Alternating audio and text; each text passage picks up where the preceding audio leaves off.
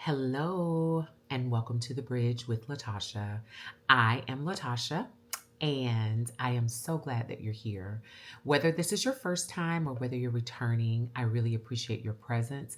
I appreciate your time. I appreciate your good energy, and I thank you for being with me on this journey. So today is Storytime Sunday here on The Bridge. And as I was really kind of contemplating this week what I was going to talk about and what story I was going to tell, I spent some time with my ancestors at my altar, and I was asking them to help me to refine my vision and the intention of this channel. And they said some really poignant things. I'm not going to go into all of them, but one of the biggest things is the reason that I'm telling these stories, just the story directly on Sunday, and then I'm kind of distilling the wisdom that I learned from them on the Wednesday, is because I don't want to curate, narrate. I don't want to curate and narrate how the events unfolded. I want to recount them in a way to illustrate the way they were unfolding for me in real time. Of course, now hindsight is 2020 in a lot of those situations, but in the moment, it was very new. I was in the present moment. I was processing as I was going and doing the best that I could. And of course, the best that I could at that time did not include the wisdom that I have now. So I don't want to try to make myself appear better, because I have had some stupid moments in my life. And I also am not interested in trying to make other people look good. I'm not trying to make them look bad either. I just want to represent the truth of what was happening in the present moments as those stories were unfolding for me. So I say all that to say is the story that I'm telling today, I was like, do I really want to tell this story? If I'm being honest, all these stories that I've been being led to tell here in the first month of my storytelling, because I will say this is story time number 4 for me. So all of these stories are not stories that I necessarily planned on telling. I mean, I had a whole list of things. Like I told y'all, I prepped last year and I had a whole way that I was going to do this. And it was not, I was being vulnerable, but these stories are making me very vulnerable. So it's just kind of like my ancestors are like, out the gate, girl, out the gate, you're going to be vulnerable. Out the gate, you're going to let go of pretenses and how you want to be viewed and how you want people to think about. You got to let all that go. You're just going to tell the truth. And one of the biggest things that my ancestors communicated to me at my altar was, in telling these stories, I am telling them for myself. This is part of my healing journey. This is part of my self-love journey. This is part of my acceptance of all of the aspects of my journey, the good, the bad, the ugly. These stories and me retelling them as they were, and allowing myself to give myself grace in my bad decisions, in my stupid decisions, in my great decisions, in my inaction, and all of these things. Me choosing to accept myself and love myself and not try to spin it or curate those moments of my life to make myself look more enlightened or more acceptable or, whatever. So when I realized that, it really shifted something in me, because I am telling these stories to those aspects of myself that maybe has felt shamed, that maybe has felt judged, that was very hurt, that was disappointed. And I'm telling these stories and then distilling the wisdom to those versions of myself. And whatever anyone else can glean from that act of self-love that I'm giving myself, that is a blessing, that is a gift, and that is my gift to you. But that is not what this is for. And I just found that very interesting when it came of like, no, we know that you're always trying to think of everybody else and find and figure out ways that you can serve and be of service. But honestly, this is of service to those aspects of myself all throughout my life that maybe I judged harshly. Maybe I wasn't able to give grace to at the time, and maybe I wasn't loving enough, even still. So, this is a journey to that and an archive to all of those things that led me here. So, with that being said, the story that I am going to tell this week is about my second marriage. And, initially I thought I was going to kind of maybe go in a little bit of order and talk about my first marriage. But that's not what came up for me. What came up for me was that I needed to tell the story of my second marriage. And it's interesting because this week in a couple of conversations, it came up. And I have really been in a place lately, again, where I'm being very authentic and truthful about everything. So here goes. So I had divorced my first husband, or no, let me start at the real truth. I was not completely divorced. I was legally separated. My first husband and I lived together in the DC metropolitan area, and in the state of Virginia, you had to be legally separated for a year. Not sure if it's the same way there now, but at that time, you had to be legally separated for 1 year before you could even file for divorce. So I was legally separated, and my daughter was 2 years old. I felt like if I left that marriage when she was 2, that it would have the least impact on her. And I left that marriage. I transferred my position, my corporate job, to Texas because I wanted to be closer to my family. And I had interviewed in Dallas, I had interviewed in Houston, and I fell in love with Houston. So I took the position in Houston, and I packed up and I moved to Houston. And the first month that I was there, my daughter stayed with her father so that I could settle myself into the new place, find a daycare, kind of do all of those things. And then I flew back to go and get her.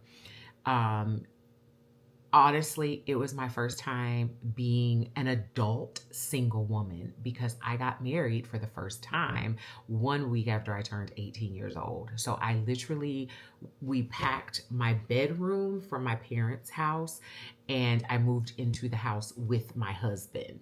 So I never had a moment where I was an adult woman and single and on my own and any of that until I left my first husband. So Houston was my first city that I lived in as a single woman. And I just knew at that time, I moved to Houston in 2004. And I knew at that time, I was 25, that I just wanted to be single, that I just wanted to date. I had never done that. I just wanted to have a good time. And I'm not going to lie, I was a party girl. I'm still a bit of a party girl. I just don't do it as often, but I am a party girl. I love a party. I love to dance. I dance to the point of sweating. I have a good time. And I have always been the type of person that when I am out, I'm really out to just have a good time. So I got to Houston and I was dating and I was having a good time and I was partying, and I met some really good girlfriends who were really into hanging out, and we're all in our early and mid 20s, and so we're just having a good time. And I had a friend at the time that I worked with who continuously she was like, there's this guy that I know, and I just feel like you should meet him. And I was like, girl, I don't need no hookup. I'm okay. You don't need to set me up with anybody. And she was like, I just feel like you guys would really like click. And I just wasn't interested. I had never been set up before. I didn't think I needed anybody to set me up. I was just like, girl, thanks, but no thanks. And I was seeing this guy. I was seeing a couple guys, but I was seeing this guy that I met him the night that I had moved to Houston. I literally met him the first night I was staying in a hotel and I went out. And I had put him in my mind. He seemed like he was a relationship guy. He was very stable, very nice guy. He wasn't the type of guy that you just like kind of date and whatever. So I did not want him to get caught in the wake of whatever I was going to be doing. So I did not want to pursue that, but he was really nice and he was calling me. And there was like a time I was sick and he brought food. I set it outside my house for me and my daughter. I mean, just a really, really nice guy. But I was like, here I go again. I cannot get like come out of a marriage and be right back in a relationship. So I kind of pushed him to the side for a while.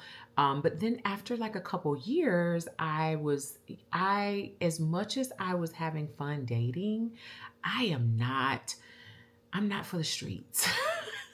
I guess that's the best way to say it. I am not for the streets. First off, I don't have the mental capacity to keep up with multiple men. And if I am into you, I am into you. And that takes a lot of energy. So to like try to divide that energy between people, it's a lot for me. And I had fun for a minute, but a couple years in, I was done. And I was like, okay, you know what? I kind of am ready to like settle down and maybe consistently exclusively date someone. So I reached back out to that first guy. And at that point he was kind of tired of me.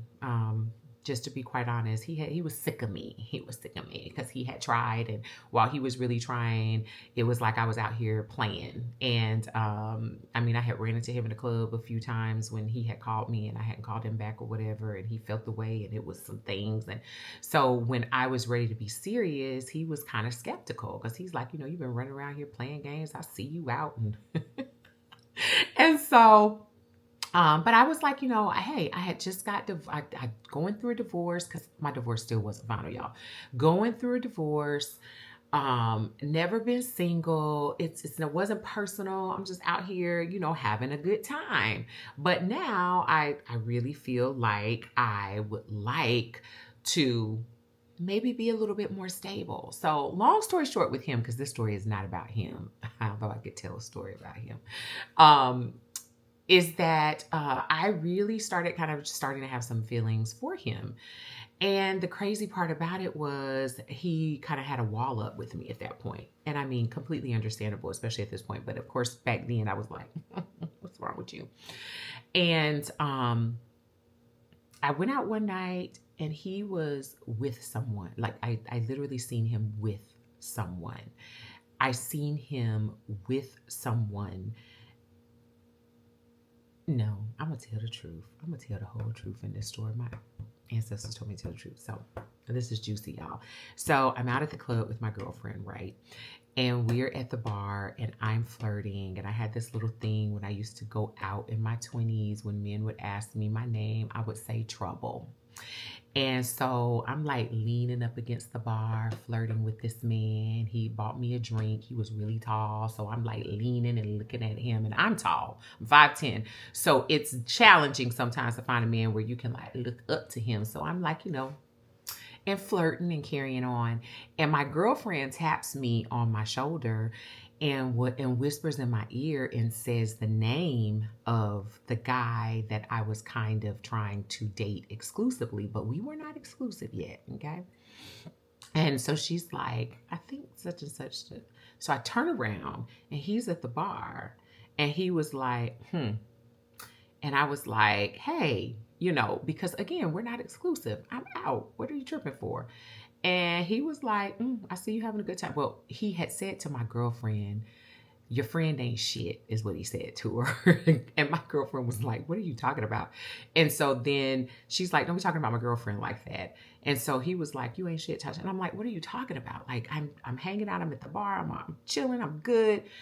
And he walks off. And then, I see him hollering at women like, for probably the next hour, because I was ready to go. Once I realized that he was there, I told my girlfriend, I was like, let's just go, because this has got a whole different energy, because now I see him hollering at women and it's just like this thing happening, this energy. Let's go. So we left. We went to go and eat, and there was a popular place. I don't know if you were in Houston during that time. Chacho's was like another little after the club eating / club, and they served alcohol. So we went there. And that happened to also be very close to his house. And when we got to the restaurant, he sent me a text. And so we kind of had made this arrangement that I was going to leave I was going to leave after me and her finished eating. I told him we were eating, that I was going to go to his house. And after that, I ended up going to his house. So I get to his house and I am walking in because he told me that he would leave the door open for me. I'm walking in, and y'all, I hear like sexual noises. I hear sexual noises, girl. And I'm like, what? Like, this man told me to come over here. He told me to come in, and what? So I was so upset. I was just so distraught. I was so despondent. I was like, oh my God, oh my God, oh my. And I just turned back around and I went and got in my car. And I left. And I was like, I can't, now mind you, I'd also had some drinks. And I'm like, I cannot believe that this man, he's really like, he really wants to hurt me. He feels like I hurt him. He really wants to hurt me. I was so upset. I called my girlfriend. I was like, I cannot believe this man did this. I am going home. I was crying. I was like, I haven't done anything like to deserve this. So I get home the next day. I'm just in the bed. I'm feeling away because I had never had someone do something like that. It was just so hurtful. And I was like, why would he call me over there? Why would he do that? So my girlfriend calls me and she's like, girl, you left your makeup bag in my purse. Cause I had a little cute purse and I couldn't carry it. She was like, you need to get up and stop sulking about what this Negro did. You need to just get up. Let's go have cocktails. Let's just go have cocktails. Saturday night. And so I was like, girl, okay, let me get myself dressed. And she was like, I have a friend of mine. She called me back and she was like, I have a friend of mine who wants to go and hang with us if you're open. She was like, that guy that I told you about. And I was out of it. I didn't care. I was like, I don't care, girl. And so I get over to her house to pick her up. And she was like, well, we got to pick him up. And she was like, something's wrong with his car. We got to pick him up. Again, I'm kind of like a zombie. I'm a zombie. I'm like in this place that's like, what is going on? And so I don't care. So she tells me where to go. I'm picking him up. We get to his house. We needed to go in. He was like, come in. He was almost finished getting ready. It was like a townhouse. We pulled into the garage. We walked in the house. And we were waiting and we're talking. And then this man walks down the stairs. And as he was walking down the stairs, like he had long locks and he was walking down the stairs and he smelled really good. And I couldn't really see him yet, but I was like, oh, yep, that was a snort. I was like, and I looked at her like, and I was like, okay. This is a good thing to get my mind off of the bullshit for the night. This is really kind of good. So he offered us a drink. He's like, let's have a drink before we go. Like, okay. And so we have the drink, and then I could see his face. And I'm like, okay, he fine. We can, okay. And so then we leave. We ended up going to, we went to a club. We get drinks. We get there. We get a little table. We get the drinks. We start talking. He's buying the drinks. Then he's like, let's dance. I'm a dancer. You get me with dancing. So we're like on the dance floor. And every time I turn around, there was a new drink. And I mean, I can hold it, but it had got to the point where I was over the top. And this was like Patron shots and tequila. And I'm like, ugh. So at the end of the night, like we're dancing, he's smelling good. He can dance. It's a thing. It's a vibe. At the end of the night, go to get in the car because I'm the one driving. I'm like, ooh, I'm not going to be it. I'm not going to be able to do it. I'm not going to be able to drive. This is not going to happen. And so my girlfriend is like, I'm good to drive, so I'll drive. And I was like, are you sure? Because I felt like she was taking every shot and every drink that we were taking. And, but she said she was good. And I trusted that she was. So I get in the passenger seat. She's driving. He gets in the back seat. He falls asleep.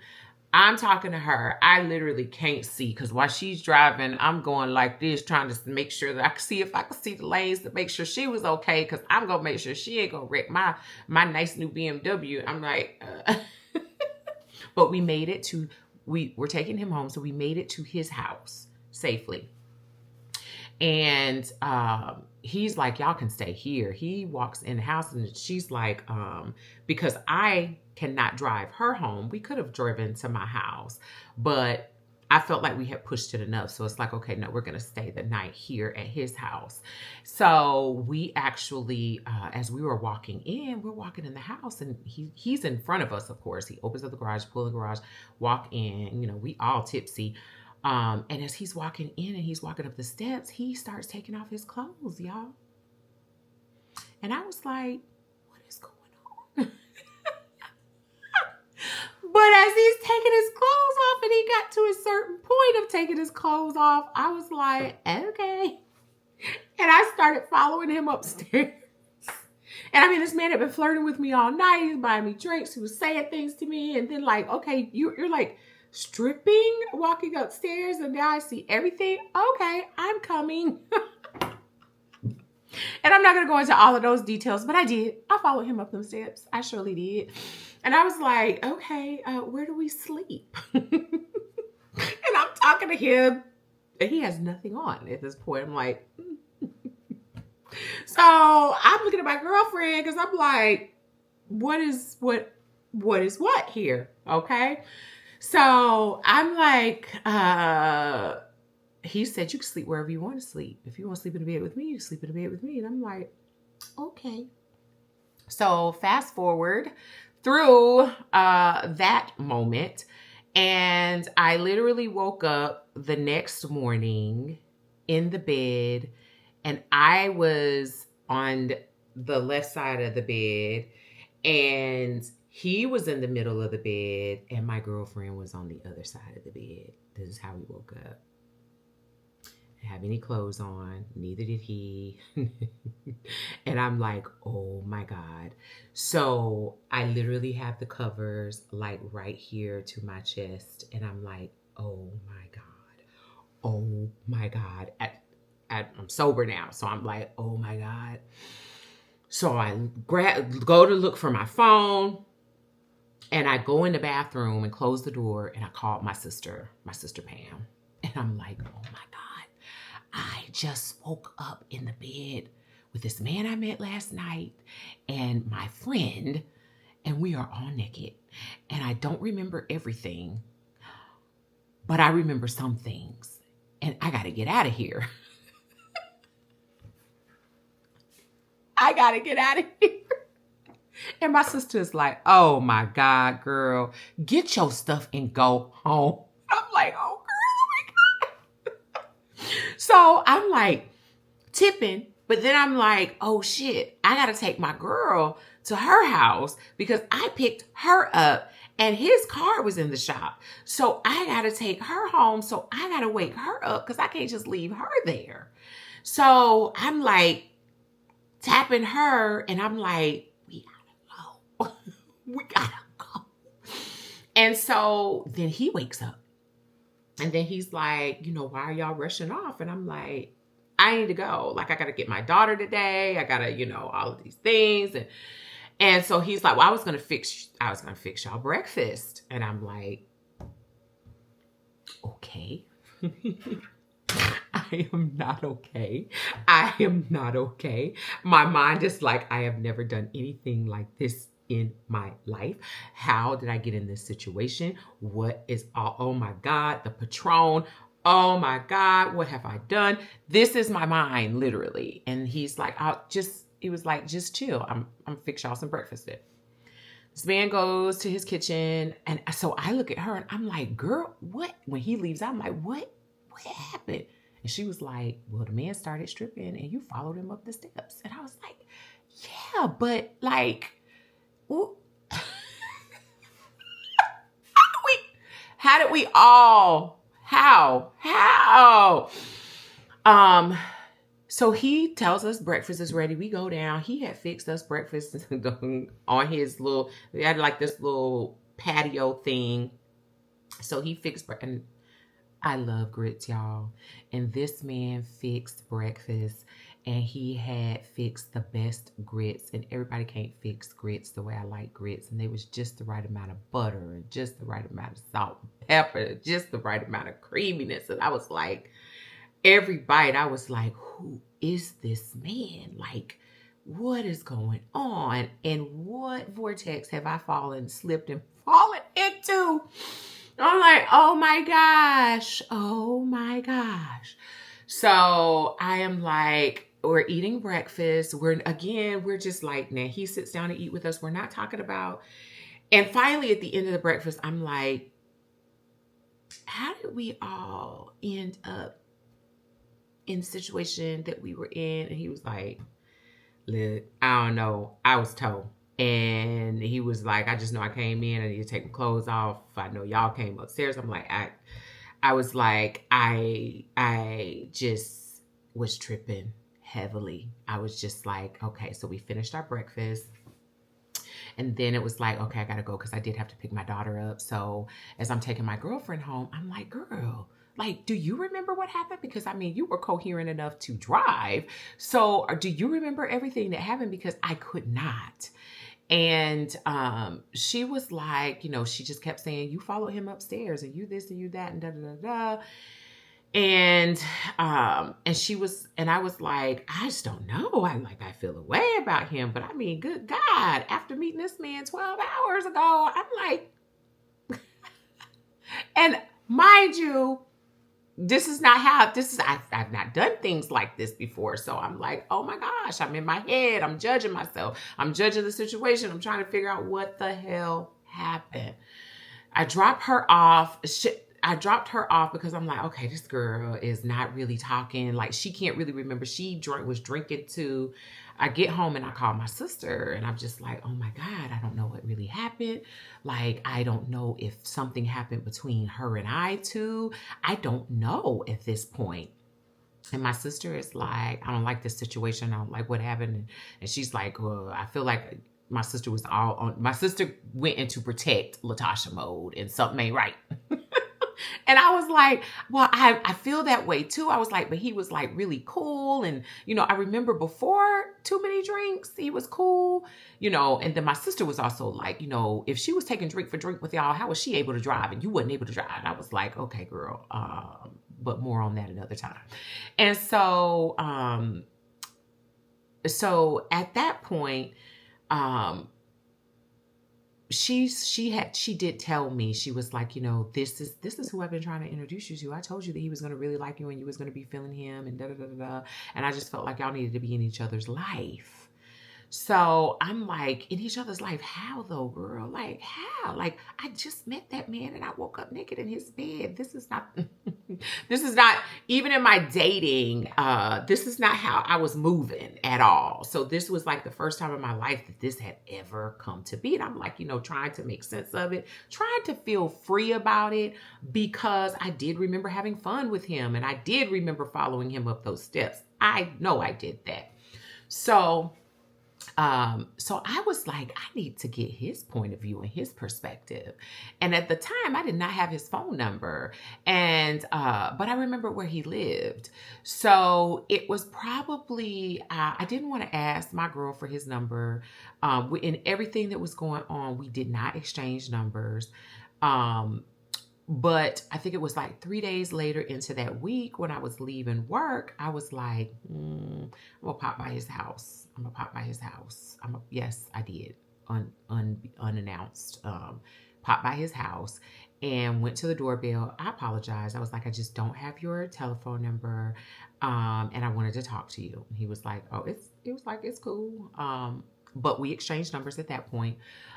We had a conversation and he was like, look, we drank a lot that night. He was like, I can't even remember everything that happened. He was like, I'm just glad that she introduced me to you. And he was like, I'd like to hang out. And I was like, I'm just kind of confused. I don't know what. And he's like, well, let's just hang out sometime. He was like, it's not a big deal. He was like, but I kind of would like just you and me to hang out. And so I was like, okay, well, we'll see. And so we exchanged numbers. I left. The next day I talked to her because we worked together, and I told her that I had seen him. And I was like, I just really kind of needed to get to the bottom. And I was like, we exchanged numbers. And I told her, I was like, and he said that he wanted to see me, like just me. And her face kind of got a little bit tight, but she was like, and she said, well, I knew that y'all were going to click or whatever. And she was like, that's fine. And I wasn't telling her to ask for her permission because, again, she had tried to hook me up with this man for like 6 months. And then, I mean, at this point, I had slept with him myself. So, however, I governed myself moving forward, and they were not in any type of relationship. They were friends. They were former coworkers. So I was like, all right. He and I talked a few times, and then we resumed the physical relationship, which was really, really good.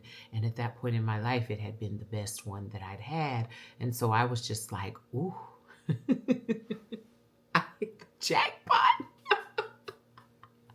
There were things about him that I was kind of like a little iffy about, but I had told myself, girl, you're just having fun. This is a whole type of situation where you're just having fun. So it doesn't matter. I didn't like where he lived.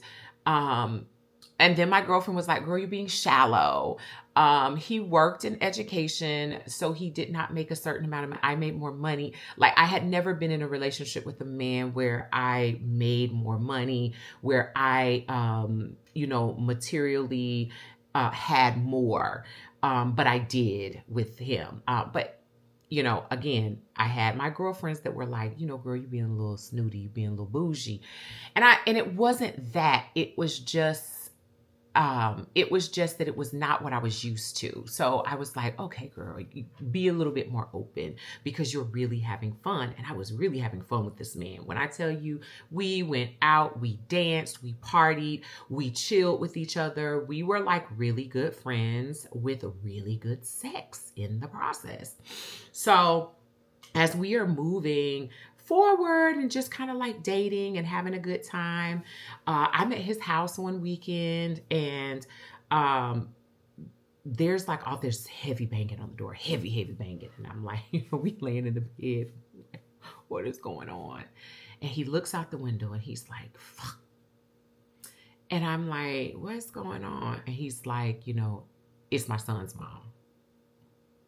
And I knew he had one son, but I'm like, why is she banging on your door Sunday afternoon? What is happening? And so he was like, I'm not going to answer it. And that was a red flag for me. And I'm like, well, if she's at your door, why aren't you going to answer the door? And he was like, because she shouldn't be over here. She didn't let me know she was coming. And I'm like, I'm also thinking that I'd showed up to his home without him knowing that I was coming, and I don't have a child with him. But so I immediately say to him, well, something could be going on with your son, because I also knew that for the weekend that I had been with him, I had not seen him with his phone at all. And y'all, that was back like in BlackBerry time, because he had a BlackBerry where he had one of those palm like Blackberries. And so, I hadn't seen him with it. And so I realized, I was like, maybe she's been calling you and trying to get in touch with you, and she couldn't, and she showed up. I mean, you need to make sure that nothing's going on with your son, right? And he kind of looked like he didn't really want to do it, but he got up, he got dressed, because she was still banging. She banged on the door a couple more times while we having this conversation, y'all. So he goes down to the door, and I'm like upstairs, and I'm like in the window because I could see like directly down. And I'm like, what is going on? And this lady is out there going off, y'all. I can't hear everything that she was saying, but this woman was going off. And he is like, you don't come to my house. And she was like, and I don't know everything she was saying.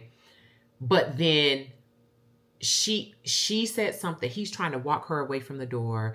And I could see her car out the window. And then I noticed that their son was in the car. And by this time I had met his son, not under the guise of like being his girlfriend or anything like that, because I was not.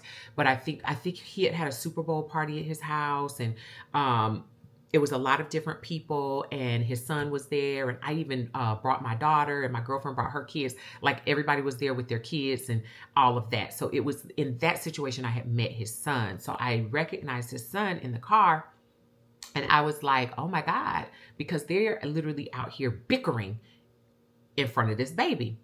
And I'm like, oh my God. I mean, I'm just like in the window in disbelief, because also, me and my naive self, I have not been a part and privy to this. Me and my ex-husband, so, well, soon to be, because we were still just separated, y'all. We were co-parenting fine with my daughter. So I was like, oh Lord, I had not seen any baby mama. I had not been a part of any baby mama drama. And I'm like, what is going on? And this woman gets in her car. They're like still arguing, and she like speeds off, but she did not realize that the back door was not all the way closed where their son was sitting.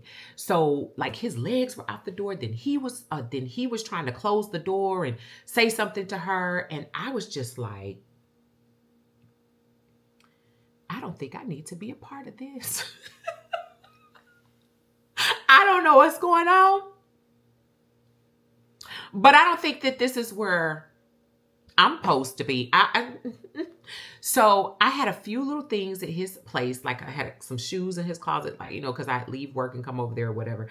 And I grabbed my little stuff, and I had a little bag, and I put my little stuff in the bag. And so as he was walking upstairs, and he was looking so agitated, and he was like, where are you going? And I was like, I'm going to my house, because I don't know what is going on, but I can't be in the middle of all of that. And your son's mom showing up at the door, banging like the police. I heard her say something about you being with somebody. Like, I don't know, but whatever is going on, you need to straighten that out. And I don't want to be here, because that seemed very high violent. It seemed on the verge of violence. And as I said before, I don't do violence. No, I don't. So he tried to convince me to stay, but no, I was going home. I mean, the thrill was gone. The mood was gone. I got my stuff. I went home. I let it breathe for a minute with him, and he was calling, and then he was like, I settled, and he told me this whole story, about how his son's mom was jealous. Somebody had seen us together, and the only reason that she came over there was because I guess someone in her family had told him that they saw us in like Costco or Sam's Club, one of those places that we were in together, and she came over there because she don't want him to be happy and don't want him to move on. And, I'm letting her win by how I'm acting. And, he just would like to move on with his life. And he really, didn't want things between us to end. And he knows that we had been keeping it casual, but he was starting to have feelings for me and all of these different things. And I was like, you gave me a minute. Give me a minute. Because this is starting to feel a little messy. And this was supposed to be fun. Like, this was supposed to be a good time. This wasn't supposed to be messy. So I let it breathe for a little bit. Then he had reached out and asked to take me out, because he would just was like, let me take you out to dinner, and then, so that we can talk. I'm like, okay. So we go to dinner, and we're at the dinner, and, he's making these declarations that, he realized that he really cares about me. He really would like for us to both stop dating other people. He really would like for us to be exclusive with one another.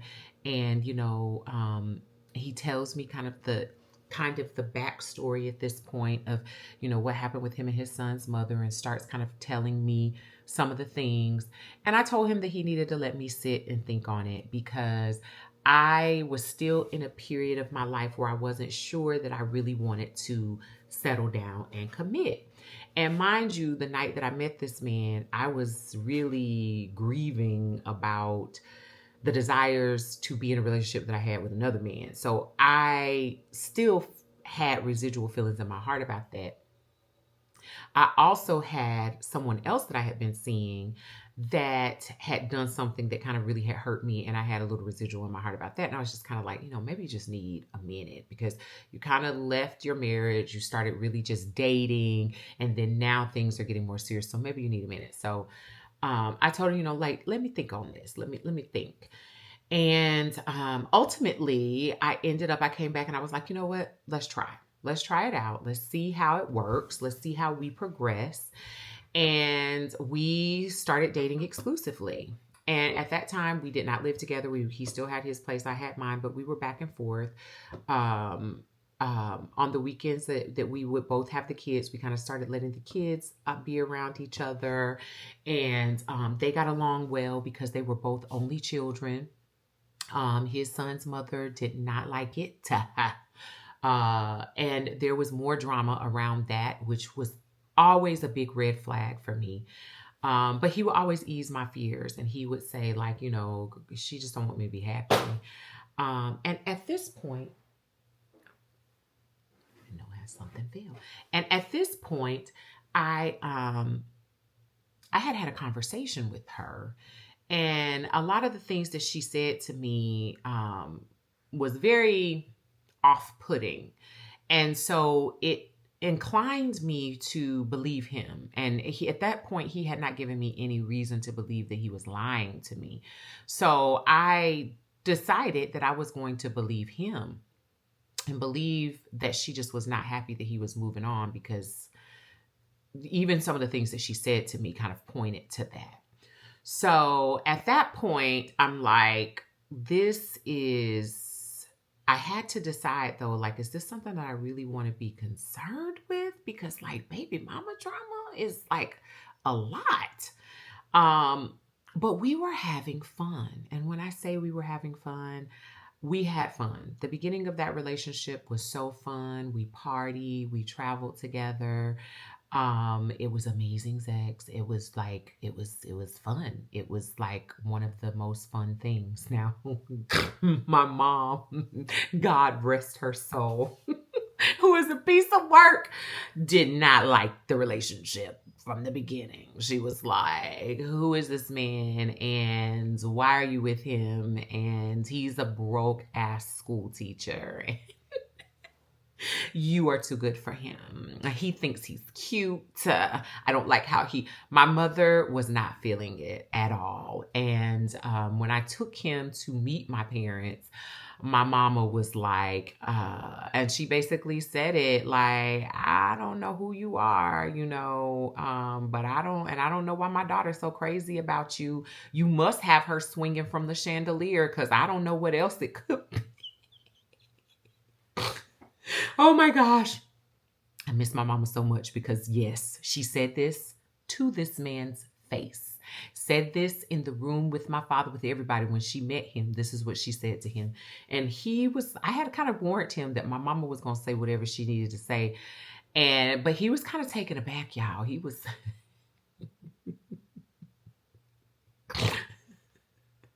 Because she said, I mean, you're a school teacher, so you don't really make any money. And my daughter's first husband, he made really good money. He took really good care.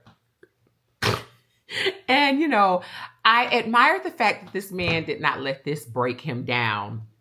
And also notwithstanding the fact that my mother still had the wedding photograph of me and my first husband in a very prominent position in her home. So the whole time that we were there, this man had to look at my wedding picture with my first husband. And my mom was like, this is my house. And we paid good money for that wedding. And I love my son-in-law. And I'm going to leave this photo where it is. And did until the day that she died, okay? So, because of my parents' apprehension with him, that started to put a little bit of distance in how often I went to go see my parents. And we ended up moving in together. And we moved into a house. We rented a house together at that point. And again, at that point, I started learning some things about him that I was not privy to when I wasn't living with him, because he was very good. I learned after we moved in, he was very good at covering them up. I knew at the time that he smoked marijuana, but I didn't think that he smoked marijuana every day. When we moved in with one another, I started realizing that he did. And I also realized that the reason why he always smelled so good is because he carried his cologne with him in the car and in his book bag. And he sprayed it and kind of did this whole thing. And he always had Visine, and he had, he did his little lip thing, and he always had something in his mouth to keep his breath. So he had this whole routine. And because I've never been a habitual marijuana smoker, I don't know. I just didn't know. A little bit naive, but truthfully, I just didn't know. But we were already in this house, and so then I started learning these things, and I start learning that like he drinks, like he has a drink, and after work he drinks and he smokes every single day. And for me, that was a little bit of a problem just because I feel like drinking and smoking every day is a coping mechanism, and it feels like you're avoiding things. And me and my Pisces self, we are always analyzing. So, I try to have a conversation with him about it, and he was like, I just enjoy it. I just enjoy it. I function, I go to work, I'm perfectly fine. I just enjoy it. But it made me feel uneasy. So another red flag, y'all. But I'm like, okay, we're in this house. My family already doesn't think that this is a good thing. I have got to make this work. Like, I've got to make this work at least through the end of this lease. And so I think we were 6 months into being in the house together. And it's his paycheck got garnished. And he showed me his paycheck got garnished because he hadn't paid his student loans or something. There was something that he had not taken care of.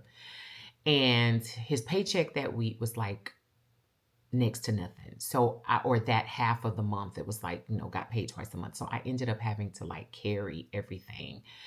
And I felt a way about that because, again, I never had to carry things financially with a man. I wasn't raised seeing that either. So I felt a way, but I'm like, I'm not going to kick him when he's down.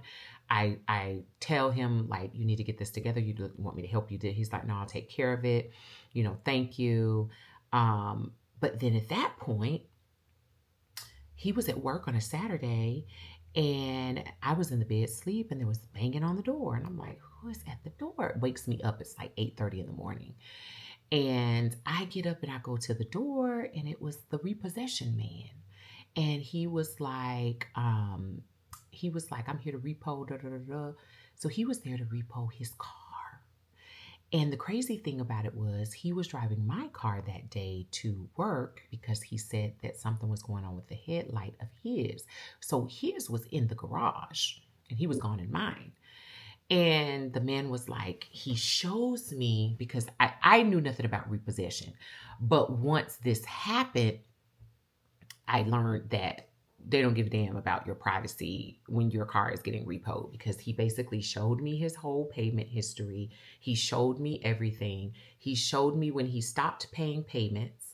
And when he stopped paying the payments coincided when we were getting ready to like move in together, like when there was financial obligations. And I guess he decided to stop taking care of his car to meet these financial obligations to be able for us to cohabitate at that point.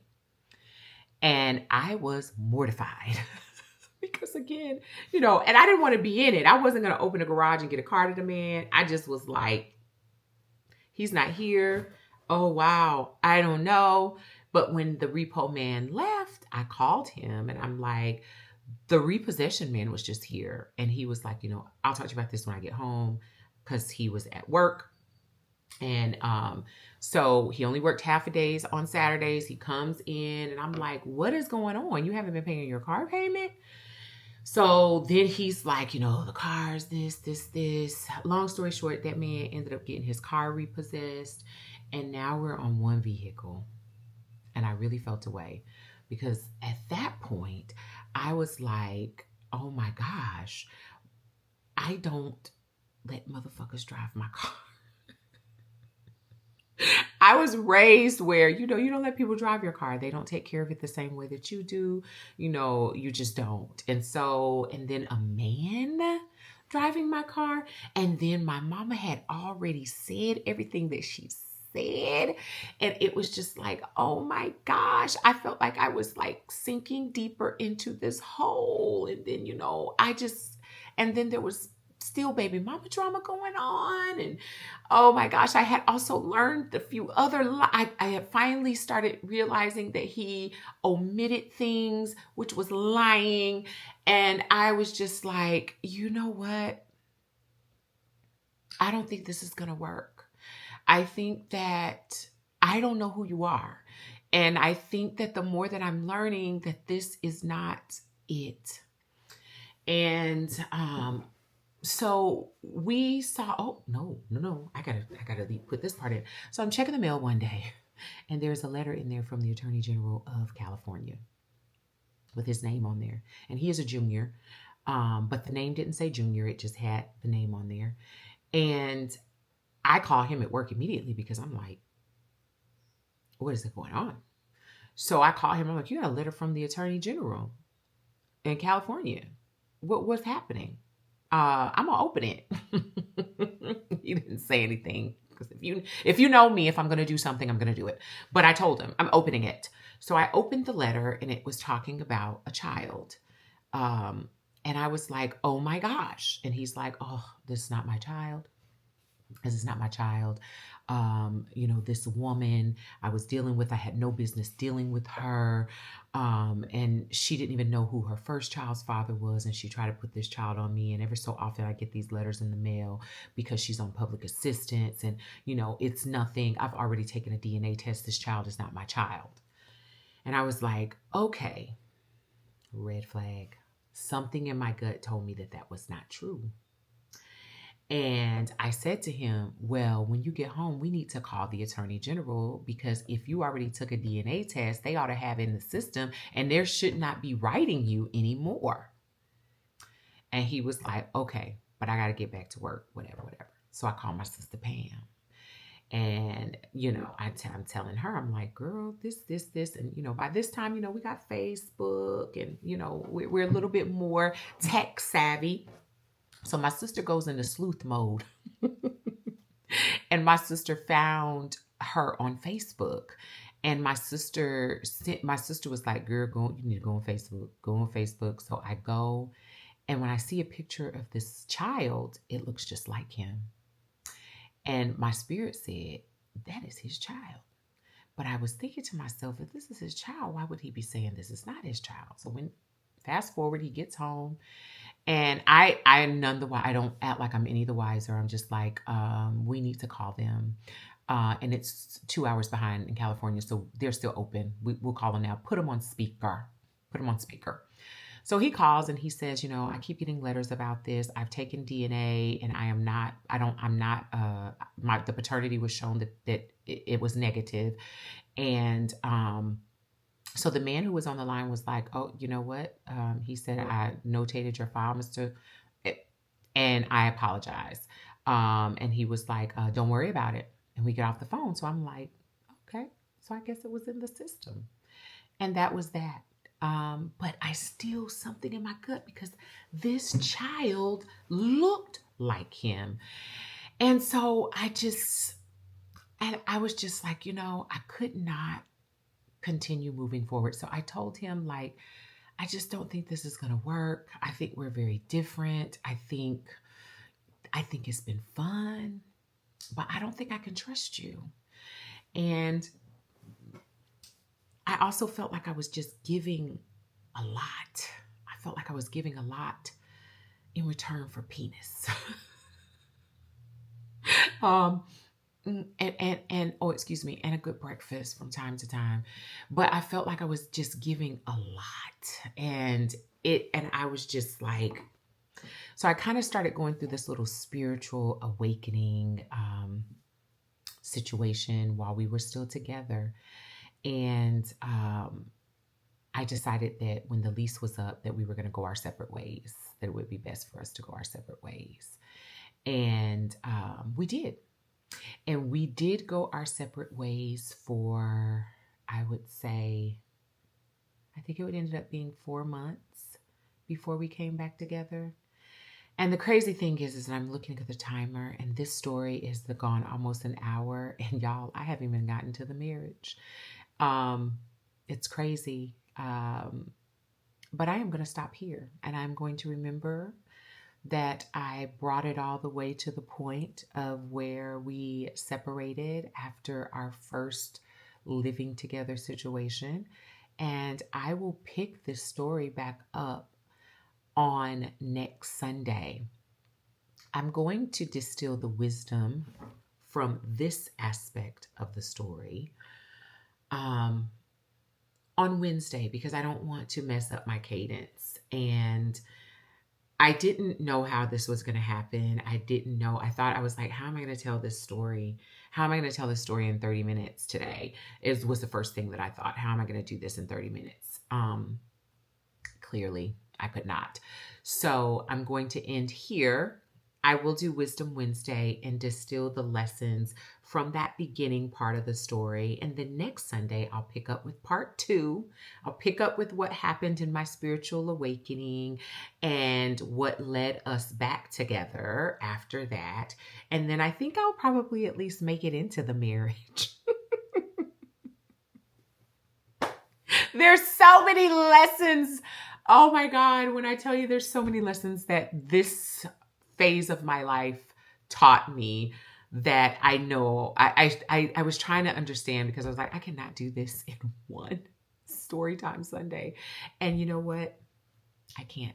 So I am going to end it here, and I will see you on Wisdom Wednesday, and I will see you next Sunday for part 2 of my second marriage.